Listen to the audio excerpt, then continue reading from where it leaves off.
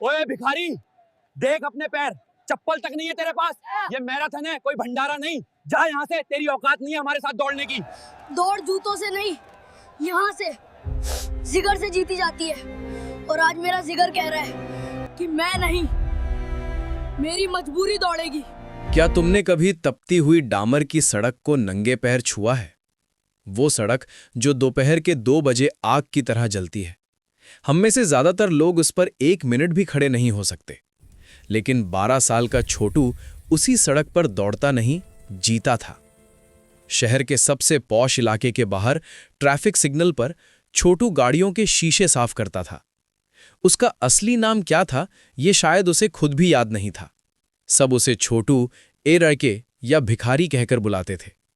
उसका शरीर ऐसा था जैसे सिर्फ हड्डियों पर चमड़ी मढ़ दी गई हो। आंखें अंदर धसी हुई, बाल धूल से सने हुए और कपड़े ऐसे जो शायद किसी ने कचरे में फेंक दिए थे। उसकी दुनिया में सिर्फ एक ही अपना था, उसकी छोटी बहन गुड़िया। गुड़िया चल नहीं सकती थी। पिछले साल एक हादसे में उसके दोनों पैर बेजान हो गए थे। वो दिन भर फुटपाथ पर फटे हुए प्लास्टिक की शीट पर बैठी रहती और आती जाती गाड़ियों को देखती रहती। छोटू का एक ही सपना था, एक पहिए वाली कुर्सी यानी व्हीलचेयर। उसने दुकान पर दाम पूछा था, 5,000 रुपए। छोटू के लिए 5,000 रुपए 5 करोड़ के बराबर थे। वो रोज 10-20 रुपए कमाता, जिनमें से आधे खाने में चले जाते और आधे पुलिस वाले हफ्ता ले लेते। एक सुबह शहर के स्टेडियम के बाहर बहुत भीड़ थी। बड़ी बड़ी गाड़ियां रुक रही थी। लोग महंगे कपड़े और रंग बिरंगे जूते पहनकर उतर रहे थे। तभी उसने एक बड़े से बोर्ड को देखा। उस पर लिखा था, सिटी मैराथन 2026, दौड़िए शहर के लिए। प्रथम पुरस्कार 1 लाख रुपए। 1 लाख रुपए! छोटू के कदम रुक गए। छोटू गेट की तरफ बढ़ा। गेट पर खड़े सिक्योरिटी गार्ड ने उसे दूर से ही डांट दिया। ए, चल भाग यहां से। ये कोई भंडारा नहीं है, यहां दौड़ होने वाली है बड़े लोगों की। छोटू ने हिम्मत करके कहा, साहब मुझे भी दौड़ना है। वहां खड़े कुछ लड़के जोर से हंस पड़े। उनमें से एक था रिकी। रिकी शहर के सबसे अमीर बिल्डर का बेटा था। उसने अपने महंगे जूतों की तरफ इशारा करते हुए कहा, ओए भिखारी, देख अपने पैर, चप्पल तक नहीं है तेरे पास।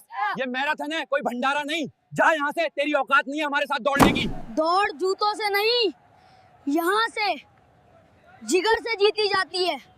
और आज मेरा जिगर कह रहा है कि मैं नहीं, मेरी मजबूरी दौड़ेगी।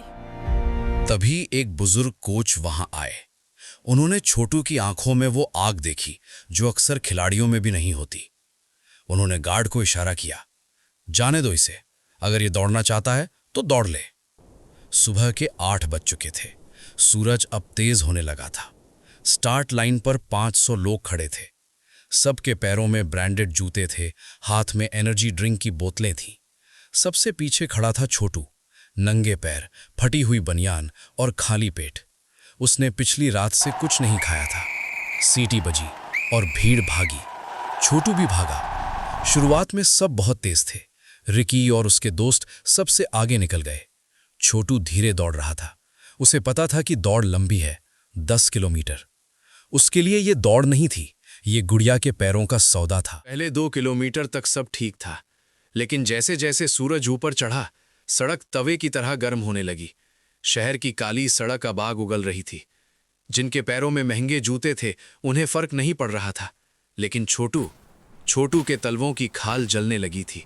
हर कदम पर उसे महसूस हो रहा था जैसे वो जलते हुए अंगारों पर चल रहा हो। भीड़ चिल्ला रही थी, कम ऑन रिकी, लेकिन छोटू के लिए कोई ताली नहीं बजा रहा था। लोग उसे देख रहे थे और कह रहे थे, पागल है ये लड़का, पैर जल जाएंगे इसके, क्यों दौड़ा रहे हैं इसे। 5 किलोमीटर बीत चुके थे। अब असली इम्तिहान शुरू हुआ। गर्मी की वजह से कई लोग रुकने लगे थे। एम्बुलेंस गाड़ियां थक कर गिरे हुए लोगों को उठा रही थीं। छोटू का गला सूख कर कांटा हो गया था। उसे चक्कर आ रहे थे। भूख उसके पेट में मरोड़ उठा रही थी। तभी उसे रिकी दिखा। रिकी अब थक रहा था। उसकी चाल धीमी हो गई थी। जब छोटू उसके बगल से गुजरा तो रिकी को अपनी आंखों पर यकीन नहीं हुआ। ये भिखारी अभी भी दौड़ रहा है। गुस्से में रिकी ने दौड़ते हुए छोटू को कोहनी मार दी। छोटू, जो पहले ही कमजोर था, लड़खड़ाया और मुंह के बल सड़क पर गिरा। घुटने छिल गए, कोहनी से खून बहने लगा। सबसे बुरा ये हुआ कि सड़क पर पड़ा एक कांच का टुकड़ा उसके बाएं पैर में धंस गया। छोटू के मुंह से एक दर्दनाक चीख निकल गई। रिकी हंसते हुए आगे निकल गया और बोला, कहा था ना तेरी औकात नहीं है। छोटू सड़क पर पड़ा था। गर्म डामर उसके गालों को जला रहा था। उसकी आंखों के सामने अंधेरा छाने लगा। उसके मन ने कहा, बस अब नहीं होगा। उठने की ताकत नहीं बची। उसने आंखें बंद कर लीं। तभी उसे एक आवाज सुनाई दी। वो भीड़ की आवाज नहीं थी, वो गुड़िया की आवाज थी। भैया, क्या मैं कभी चल पाऊंगी? छोटू ने जमीन पर हाथ पटका। दर्द के मारे उसका पूरा शरीर कांप रहा था। छोटू की मुट्ठियां अपने आप बिछ गईं। अगर वो आज नहीं उठा तो गुड़िया कभी नहीं उठ पाएगी। वो हार सकता है, लेकिन गुड़िया नहीं। वो खड़ा हुआ। लड़खड़ाते हुए, लंगड़ाते हुए वो फिर भागा। अब उसकी चाल में दौड़ नहीं, जुनून था। लोग जो अब तक उसका मजाक उड़ा रहे थे, अब चुप हो गए। उन्होंने देखा कि एक छोटा सा लड़का वो उन हट्टे-कट्टे लोगों को पीछे छोड़ रहा है। 7 किलोमीटर, 8 किलोमीटर। रिक्की अब पूरी तरह थक चुका था। उसके महंगे जूते भारी हो गए थे। तभी उसे पीछे से किसी के भारी कदमों की आवाज सुनाई दी। उसने मुड़कर देखा। छोटू आ रहा था। उसका चेहरा आंसुओं और धूल से सना था, लेकिन उसकी आंखें, वो आंखें रिक्की को डरा रही थीं। वो किसी इंसान की आंखें नहीं थीं, वो एक भूखे शेर की आंखें थीं, जो अपनी जीत को देख रहा था। फिनिश लाइन अब सिर्फ 500 मीटर दूर थी। रिक्की ने पूरी ताकत लगाई, लेकिन उसका शरीर जवाब दे गया था। छोटू ने अपनी सांस रोक ली। उसे अब दर्द महसूस नहीं हो रहा था। उसे सिर्फ वो व्हील चेयर दिख रही थी। छोटू रिक्की के बराबर आया।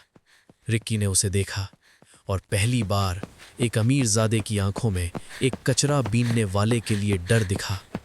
छोटू आगे निकल गया। भीड़ अब पागल हो गई थी। जो लोग रिकी का नाम चिल्ला रहे थे, अब वो चिल्ला रहे थे, भाग छोटू भाग। फिनिश लाइन सामने थी। छोटू ने रिबन को अपनी छाती से छुआ और गिर पड़ा।